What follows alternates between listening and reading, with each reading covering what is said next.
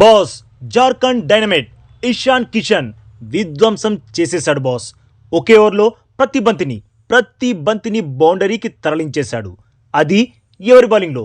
ఈ సౌదీ లాంటి top class bowler బౌలింగ్లో.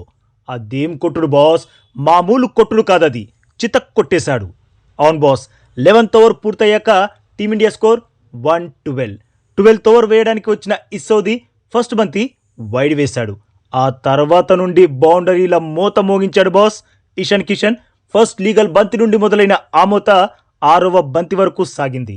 4 4 4 6 4 6తో ఆ ఓవర్లో ఏకంగా 29 రన్స్ దంచి పడేశాడు. ఇలా ప్రతి బంతిని బౌండరీకి తరలించేశాడు. 12th ఓవర్ ముగిసే సమయానికి టీమ్ స్కోర్ 141 వరకు వెళ్ళిపోయింది బాస్ ఇషాన్ కిషన్ ఈ సిరీస్లో ఒక్క మ్యాచ్లో తప్ప 3 మ్యాచ్ల్లో వేరే లెవెల్లో వీర బాదురు బాధేశాడు. ఇక ఇంకోవైపు సంజు శాంసన్ మరోసారి విఫలమయ్యాడు. ఈ మ్యాచ్లో కూడా 6 పరుగులే చేసి అవుట్ అయ్యాడు.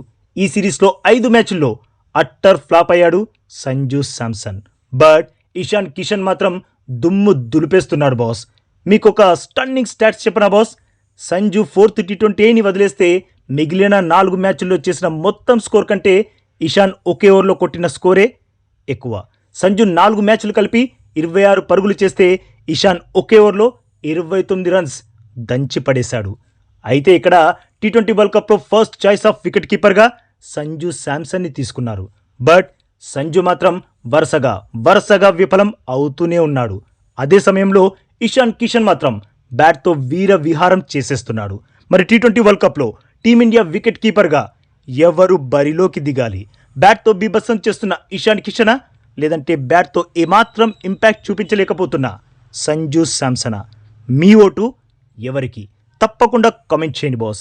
అలాగే ఈ లేటెస్ట్ అప్డేట్కి ఒక్క లైక్ కొట్టి మన ఛానల్ని ప్లీజ్ సబ్స్క్రైబ్ చేసేసుకోవచ్చుగా బాస్. ఇక ఈ వీడియో చూసినందుకైతే మీ అందరికీ దిల్ సే థ్యాంక్ యూ బాస్.